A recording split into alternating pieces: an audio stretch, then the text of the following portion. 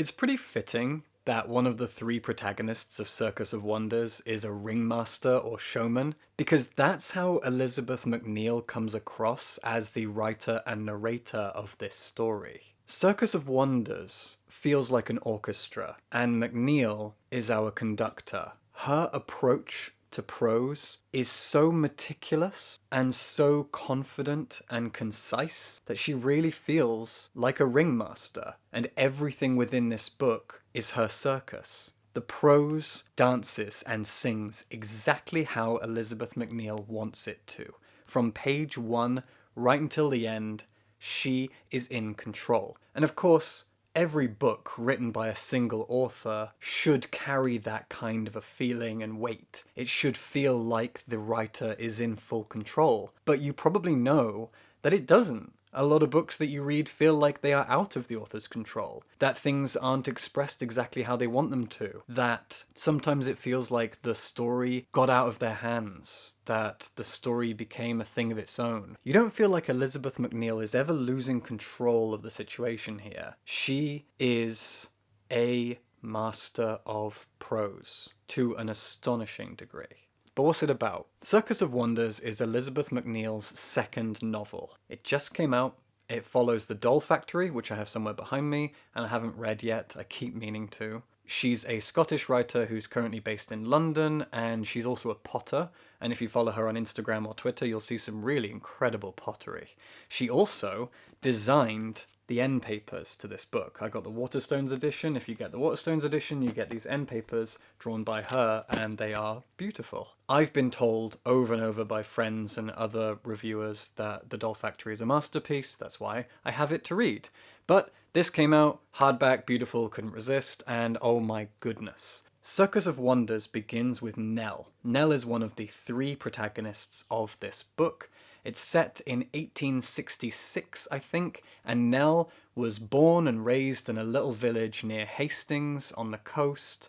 She is covered in birthmarks from head to toe, mostly on one side of her body. She's covered in birthmarks, and later in the book she's likened quite frequently to a leopard. And she has been shunned by a lot of the people in this village. Her father has always had an issue with her because her mother died giving birth to her, and therefore when she comes out, you know, it's the Victorian period, your daughter is covered in these deformities, and she also killed your wife.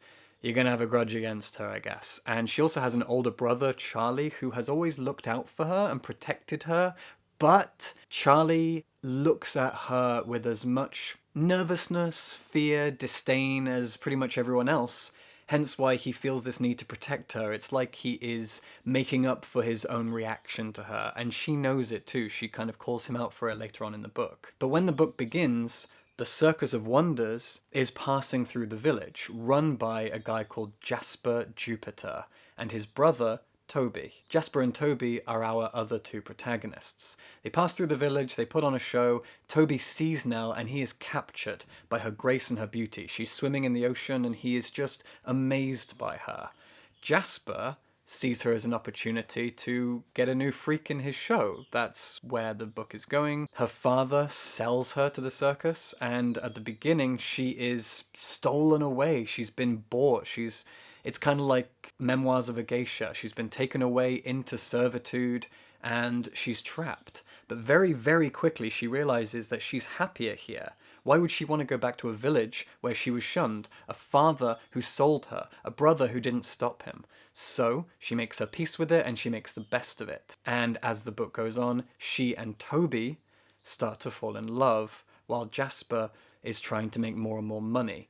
Everything I've just said was actually given away in the blurb, and what's interesting about it is that the romance between Nell and Toby doesn't really kick in until later on, but right from the very first chapter, you know it's coming. So fair enough, I guess. You get a pretty good supporting cast of characters, the other women in the circus troupe, and you also get some really delicious backstory about Jasper and Toby, who were both in the Crimean War, along with a third person, this guy called Dash, who becomes very good friends with Jasper, the older brother, and kind of threatens the close relationship between the brothers as if he's going to replace Toby because Jasper sees him as a more interesting person. Toby is a very, very likable character. He is bear-like, that's how he's described. He is kind of big and fumbling and brutish in terms of how he looks, but he's a gentle giant. I picture Jasper, I don't think Jasper ever gets described, but I very much picture him as a very small, weaselly guy with a Napoleon complex. That probably isn't how Elizabeth Macneal pictures him, I don't know, that's how I saw him. And it's because he has this Icarus Frankenstein issue. All the way through the book, he likens himself to Icarus and Victor Frankenstein without ever considering the fact that their downfall was their hubris, and it's quite ironic, and that is not lost on the other characters. And it's obviously the intention of the story. You can see that Jasper is becoming desperate. He wants to be the greatest showman. He likens himself to P.T. Barnum, who was a monster of a human being, and the book mentions that as well. And so Jasper is trying to find fame, and he believes that Nell is the key to this, and then obviously Nell really does get famous. They eventually arrive in London, where they find a lot of fame and fortune as a circus troupe, and Jasper becomes desperate to get there as quick as possible, and so he gets in with a shady crowd and borrows some money. Jasper is one of our three protagonists, but he is also very much a kind of a villain character, and you can see this from the beginning. While Toby is supposed to be the yang to Jasper's yin, and Nell is kind of caught in the middle. She's very pure, she's very good, and she is the anchor. She is our link to the narrative, I guess. And the thing that Elizabeth Macneal manages to avoid in this book is a trope that a lot of authors fall into, where you have a kind of audience surrogate, or someone for the audience to latch onto and feel safe with, you know, a protagonist or central character who is easy to relate to, isn't really particularly exciting or interesting, and that character often comes off as dull. Nell is not dull, nor is Toby. These are good characters, although Toby has a very mysterious backstory, and you are constantly drip-fed information about this, and it's to do with what happened while he and Jasper were at war, something to do with this third character, Dash, this posh boy with a lot of plums in his mouth that Jasper loves and Toby doesn't. So they are complex and multifaceted characters, and that goes for Jasper as well. I've said he's kind of villainous, but he's also one of our protagonists, and so we have to sit with him and we have to learn a lot about him, and we see different sides to him, and we do kind of learn to pity and feel sorry for him while also being very wary of him. And Macneal, as I've said, she conducts this and directs this and orchestrates and choreographs all of this so beautifully, and that's the best thing about this book, is that it is beautiful. The language in this book is not particularly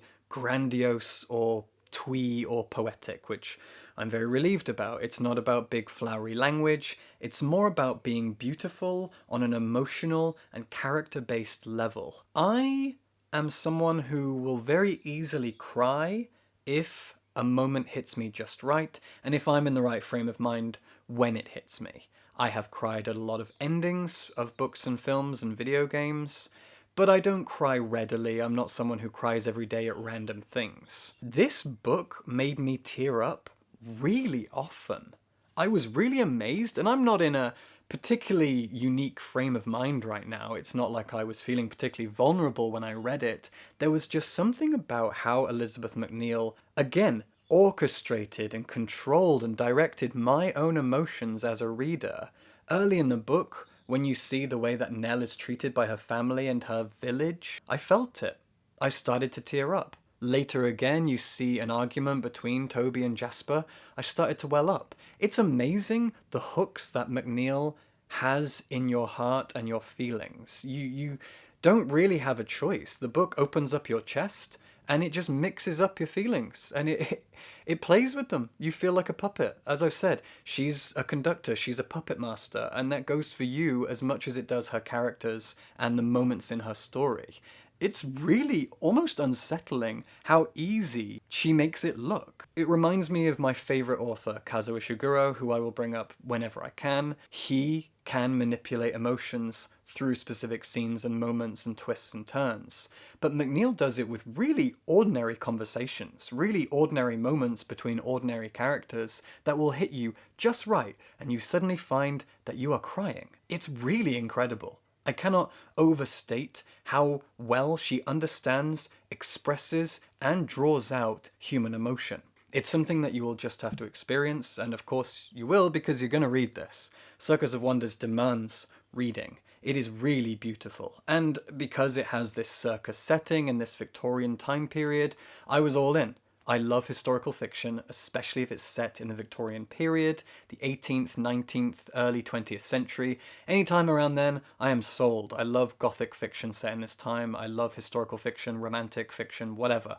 Big sucker for it.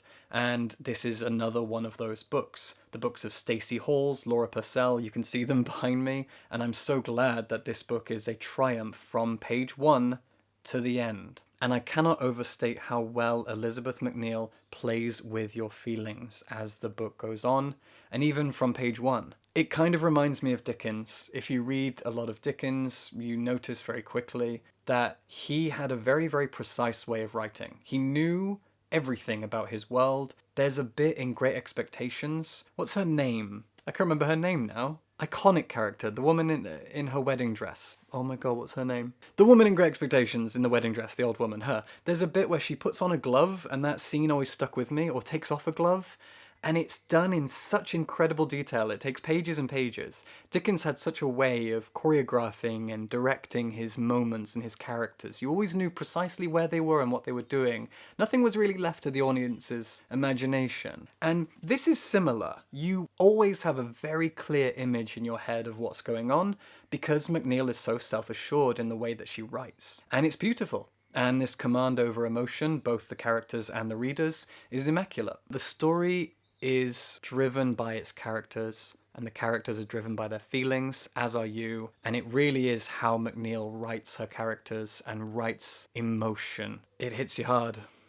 And it's not a tragic story, not really. It's fun.